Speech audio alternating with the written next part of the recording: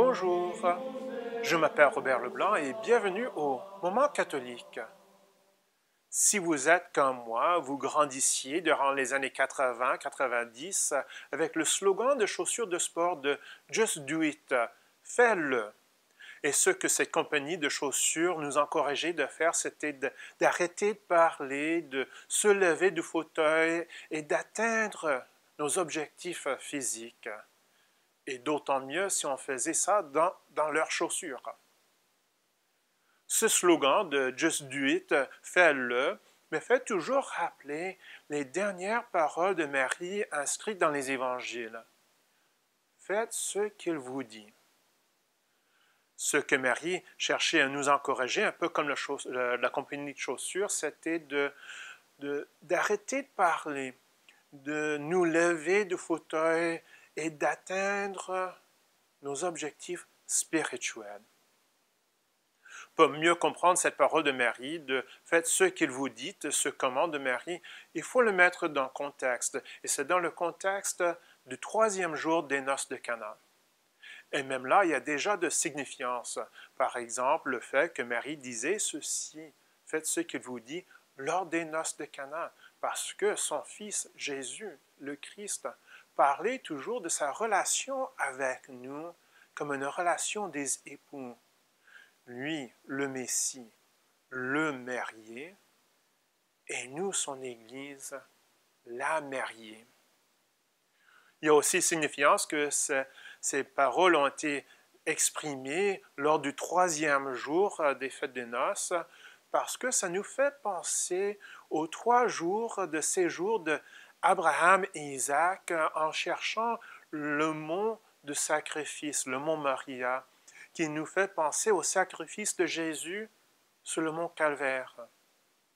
Et cette idée de 3e jour, de 3 jours, nous fait penser aussi des 3 jours que Jonas passait dans le ventre du baleine, qui nous fait penser aux 3 jours que Jésus passait dans le tombeau entre sa mort et sa résurrection. Les liens entre ces paroles de Marie, le lien entre les noces de Cana et la passion de Jésus n'arrêtaient pas là non plus. Parce que c'était ce 3e jour de la fête de Cana où il y avait une pénurie du vin, il n'y avait plus de vin. Et Marie a approché Jésus en disant « Ils n'ont plus de vin ». Et oui, au début, Jésus était un peu réticent à faire quoi que ce soit. Mais on sait tous, on connaît tous la fin de l'histoire, ce qui est arrivé, qu'éventuellement Jésus a changé de l'eau en vin. Et voici le lien à sa passion, à sa mort, parce que 3 ans plus tard, Jésus a pris ce vin et l'a transformé en son sang, le sang du salut. Pensez-y un moment. Jésus a pris de l'eau de notre baptême, l'eau qui nous nettoie de nos péchés. Il a fait transformer cette eau nettoyante en vin. Et puis après, il a pris ce vin, il a changé ce vin en son sang, le sang du salut, le sang qui nous sauve de nos péchés. Voilà. Voici pourquoi, en effet, la raison pour laquelle Jésus était un peu réticent, la raison pour laquelle Jésus a répondu « Ça ne nous concerne pas, mon heure n'est pas encore arrivée ». Et Jésus a dit « Mon heure n'est pas encore arrivée » parce qu'il savait que l'heure de salut n'était pas encore arrivée. Lorsque Marie a dit « Ils n'ont pas de vin », en effet, ce qu'elle disait, c'est qu'ils n'ont pas de chemin au salut.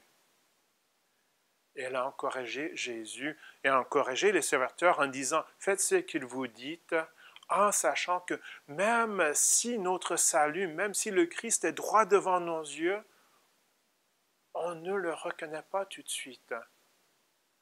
Et donc, en faisant ce que Jésus leur a dit, en remplissant les jarres avec de l'eau, il y avait éventuellement du vin. Il y avait éventuellement ce vin qui devient le chemin à notre salut. Alors, faites ce qu'il vous dit.